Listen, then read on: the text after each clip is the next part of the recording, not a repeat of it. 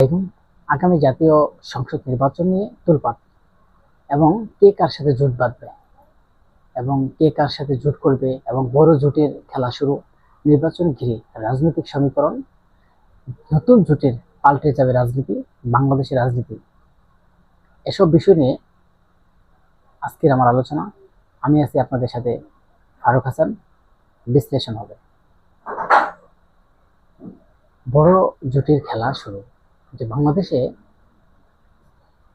বড় রাজনৈতিক দল আমরা যেটা মনে করি সেটা হচ্ছে বাংলাদেশ জাতীয়তাবাদী দল, বিএনপি, এবং বিরোধী দল হিসেবে এখন যেটা সম্ভাবনা দেখা যাচ্ছে বাংলাদেশ জামাত ইসলাম, এবং আরো কয়েকটা দল যাদের মধ্যে সমালোচনায় আছে, ইসলামিক আন্দোলন, গণ অধিকার পরিষদ, এনসিপি।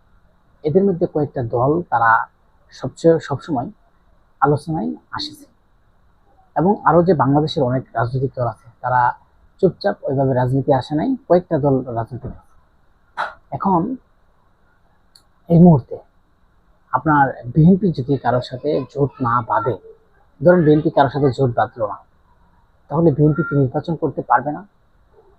বাংলাদেশে এই মুহূর্তে যে অবস্থান বাংলাদেশে আছে, সে অবস্থা অনুযায়ী যদি 250 আসন, আপনার 300 আসন নির্বাচন করে বিএনপি তাদের দলীয় যে লোকজন আছে তাদের লোকের তো অভাব নাই, তারা তো আপনার ওয়ার্ড পর্যায়ের লোক আছে, তারা যদি 300 আসনে প্রার্থী দেয়, এদের মধ্যে আপনার 250 আসন বিজয় হওয়ার এবং জিতে আসার সম্ভাবনা আছে এই বিএনপি। এবং জামাত ইসলাম যদি একা নির্বাচন করে 300 আসনে তো প্রার্থী দিতে পারবে না। এবং আপনারা বললেন যে 300 আসনে প্রার্থী দিলে 300 আসনে 50 আসনে জিতে আসতে পারবেন, এই সক্ষমতা নাই। ইসলামিক আন্দোলন যদি একা নির্বাচন করে একটা আসন জিতে আসবে কিনা সন্দেহ। এনসিপি যদি সারা বাংলাদেশ নির্বাচন করে একটা আসন জিতবে কিনা সন্দেহ।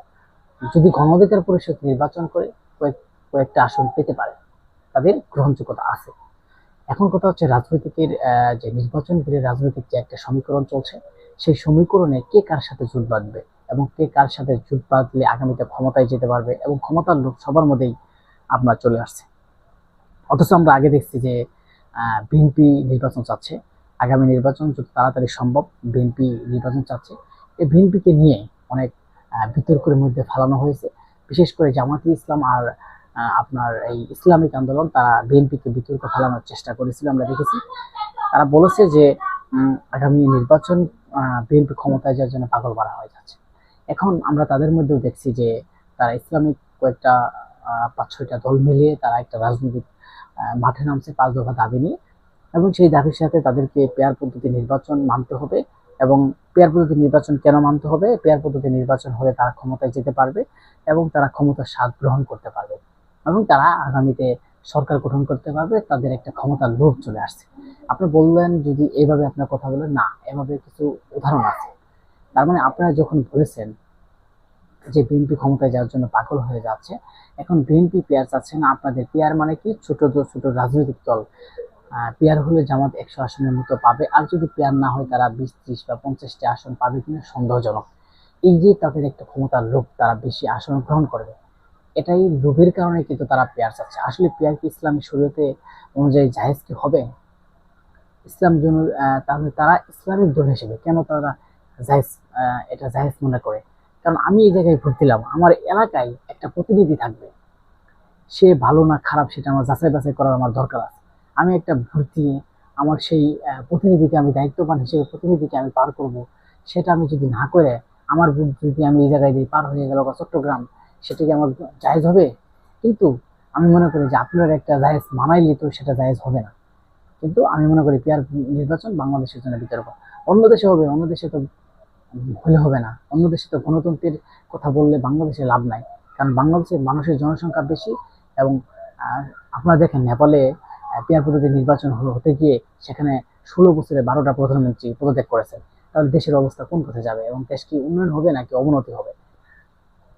যাই হোক, আমার কথা হচ্ছে যে পেয়ার পদ্ধতি নির্বাচনের এই যে মুন্সিরা, যা ইসলামিক আন্দোলন, যারা এই পেয়ার পদ্ধতি নির্বাচন নিয়ে পাগল করা হয়ে যাচ্ছে, আমি মনে করি যে পেয়ার পদ্ধতি কেন বিতর্ক? পেয়ার পদ্ধতি আসলে কিন্তু একটা গ্রহণযোগ্যতা এনে দিতে পারবে না। পেয়ার পদ্ধতি নির্বাচনে কালোবাজারি আরো বেশি হবে। কেন হবে? এমপি মন্ত্রী ওই যে গণ অধিকার পরিষদের নুরুল হক আশিক খান বলছে না যে সকালে বিকালে এমপি বেচা কিনা হবে। সকালে কবে ভাই আমার এই আসনে একজন এমপি, এই আসন থেকে আমি এমপি দেবো, 2 কোটি টাকা দিতে হবে। আরেক ভাই আমি 10 কোটি টাকা দেবো, আমার এমপি বানাই দেন। জনগণ তো লাগবে না, জনগণের পাশে যাইতে হবে না। তাহলে দেখেন আপনার সেই ক্ষমতার লোভে গেছেন। এই যে গতকাল আমরা একটা দেখলাম যে জামাতের লোকেরা অনেক জায়গায় যে হিন্দু করে ওখানে গীতা কি কি হিন্দু করে যে কিছু কি কি ওরা পাঠ করে সেইগুলা পাঠ করতেছে, মাথায় টুপি দিয়ে দাঁড়িয়ে দূরে এগিয়ে সেখানে করে গিয়ে পাঠ করতেছে। এবং পূজা, সামনে পূজা তারা দেখতেছে, তারা পিছনে দাঁড়িয়ে এই পূজা ঢোল বাজনা বাজাইতেছে, তারা কি কি সেরজা করতে দেখতেছে আর হাসিতেছে। ভাই তারা বললো যে আমরা মিলেমিশে থাকবো। আরে ভাই, ইসলাম ধর্মকে আপনারা কোথায় নিয়ে যাচ্ছেন? আপনারা ইসলাম ধর্মকে কোথায় নিয়ে যাচ্ছেন? কারণ আপনার ক্ষমতা লোভে পড়ে গেছে। এই দিনের ক্ষমতার লোভে পড়ে আপনার এত খুশারা হয়ে যাচ্ছে। আপনার যারা আমাকে বলবেন যে ভাই এটা কি শিওর, ভাই আমার কাছে প্রমাণ আছে তো। আমি তো প্রমাণ ছাড়া কথা বলি না। কারণ আমি অনেক দেখেছি যে অনেক জায়গায় এরকম জামাত ইসলামের লোকেরা যাই গেছে, সেখানে আপনি বলতে পারেন যে বিএনপি জানে, হ্যাঁ বিএনপি গেছে। তাহলে আপনি বিএনপি তার কোনো রাজনৈতিক ইসলামিক দল না, তারা হচ্ছে একটা রাজনৈতিক দল। আর জামাত ইসলাম তারা কয়েকটা মিলে একটা ইসলামিক দল, তাদের ধারাই আগামী ইসলামিক মানুষ কিছু শিখবে, বুঝবে। এবং তারা যদি সেখানে গিয়ে বৈধতা দেওয়ার চেষ্টা করে, আপনি আমি যাই নাই, আপনি আমি হিন্দুর গির্জায় যাই না বা হিন্দুকে কিছু দেখতে চাই না। হ্যাঁ, হিন্দুরা মানুষ, বাংলাদেশে মিলেমিশে থাকবো, তাদের ধর্ম তারা পালন করুক, সমস্যা নাই, আমার ধর্ম আমি পালন করব। কিন্তু আপনি দেখেছেন যে হিন্দু লোক ঈদের মাঠে ঈদের হিন্দুদের সাথে মুসলমানের সাথে নামাজ পড়ছে বা তাদের সাথে এই কোরআন তেলাওয়াত করছে বা খুতবা পড়ছে, আপনি দেখছেন? বা তাদের সাথে রোজা করছে, আমি মুসলমানের সাথে রোজা করছে, করে নাই। তাহলে কেন হিন্দুদের এখানে আমাদের এত যেতে হবে? কিসের জন্য তারা গেছে? ভোটের জন্য। আগামী নির্বাচন হবে, নির্বাচনে তাদের ভোটটা যেন আমি পাই, এই জামাত ইসলাম যাতে ভোটটা পা, সেই ভোটের কারণে সেখানে গিয়েছে, গিয়ে একটা বিতর্কের সৃষ্টি হচ্ছে। যাই হোক, আমার প্রশ্ন হচ্ছে ওইদিকে না, আমার কথা হচ্ছে আপনার এই আগামী জুটের খেলা চলছে, সেই জুটে নিয়েও কিন্তু একটা সমীকরণ চলছে বাংলাদেশের রাজনৈতিক মাঠে তোলপাড়ে। সেই দর্শক, আমি যেই বাংলাদেশের মধ্যে একটা তোলপাট এবং সৃষ্টি হচ্ছে যে আগামীতে জাতীয় সংসদ নির্বাচনে একটু মানে আপনার বাংলাদেশের যে বিএনপি ভারপ্রাপ্ত চেয়ারম্যান তারেক রহমান বলেছে না যে আগামী নির্বাচন হবে, খুব কঠিন একটা মুহূর্ত নির্বাচন হবে, যে বাংলাদেশে এই নির্বাচন এরকম নির্বাচন হয় নাই, যে নির্বাচন হাড্ডাহাড্ডি লড়াই হবে এবং যে নির্বাচন মানুষের গণতন্ত্রের অধিকার প্রতিষ্ঠা হবে এবং মানুষের অধিকার, মানুষের 17 বছরের আবেগ আকাঙ্ক্ষার প্রতীক।